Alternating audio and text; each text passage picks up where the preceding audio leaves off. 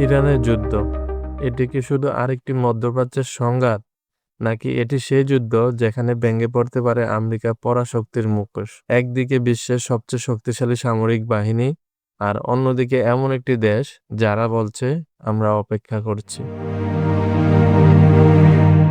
যুদ্ধ শুরু হওয়ার পর থেকেই ডোনাল্ড ট্রাম্পের একের পর এক অসংলগ্ন বক্তব্য এবং মার্কিন বাহিনীর ভুল সিদ্ধান্ত বিশ্বকে ভাবতে বাধ্য করেছে।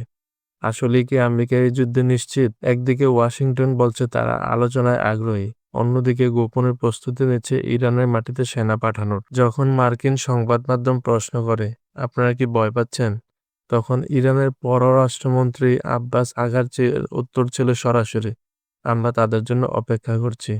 এই আত্মবিশ্বাস শুধু কথার কথা নয়, এটি একটি বার্তা যে এই যুদ্ধ সহজ হবে না। মাত্র এক মাসে হাজার হাজার হামলা চালিয়েও যুক্তরাষ্ট্র পারেনি ইরানের সামরিক শক্তি ধ্বংস করতে। তারা দাবি করেছে মিসাইল, ড্রোন, মাইন সব শেষ। কিন্তু প্রতিবারই ইরান পাল্টা আঘাতে প্রমাণ করেছে যুদ্ধ এখনো তাদের নিয়ন্ত্রণে আছে।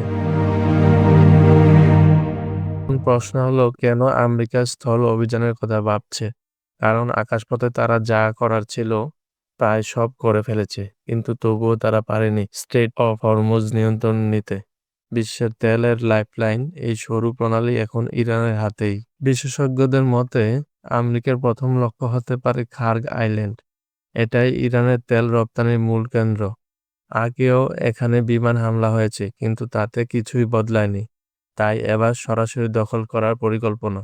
এই অভিযানের জন্য আমেরিকা প্রস্তুত করেছে একাধিক unit: USS Tripoli group, USS boxer group এবং 82nd এয়ারবর্ন ডিভিশন, সব মিলিয়ে প্রায় 7,000 সেনা। কিন্তু সমস্যা হলো 2003 সালে ইরাক আক্রমণে লেগেছিল প্রায় 1,60,000 সেনা। আর ইরান ইরাকের চেয়েও অনেক বেশি শক্তিশালী। ইরানের শক্তি শুধু অস্ত্রে নয়, তাদের মনোবলে।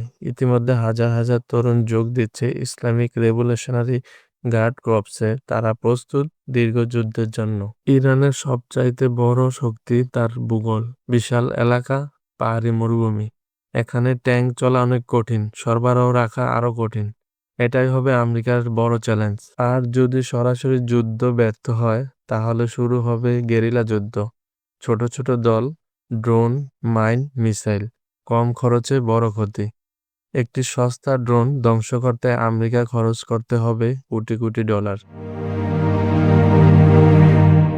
এ যুদ্ধে ইরানের জেতার দরকার নেই, তাদের শুধু দরকার সময়। কারণ ইতিহাস বলে ভিয়েতনাম, ইরাক, আফগানিস্তান, কোনো জায়গাতেই আমেরিকা দীর্ঘ যুদ্ধে জিততে পারেনি। আর সবচেয়ে বড় সমস্যা, এই যুদ্ধ শুধু যুদ্ধ নয়, এটা রাজনীতি। ইতিমধ্যে জরিপে দেখা গেছে 60%-এরও বেশি আমেরিকান এই যুদ্ধের বিপক্ষে। যত বেশি সেনা মরবে, তত বেশি বাড়বে চাপ। তাহলে প্রশ্ন হলো, ইরানের স্থল অভিযান এটা কি হবে আমেরিকার আরেকটি ভুল, নাকি এটাই সে যুদ্ধ যেখানে বদলে যাবে বিশ্ব রাজনীতির ভবিষ্যৎ? আপনি কি মনে করেন, এই যুদ্ধে শেষ পর্যন্ত কে এগিয়ে থাকবে? কমেন্টসে আপনার মতামত জানান। আর এমন গভীর বিশ্লেষণ পেতে সাবস্ক্রাইব করুন জানার জগৎ। এই ধরনের আরো তথ্যভিত্তিক ভিডিও পেতে জানার জগৎ চ্যানেলটি সাবস্ক্রাইব করুন।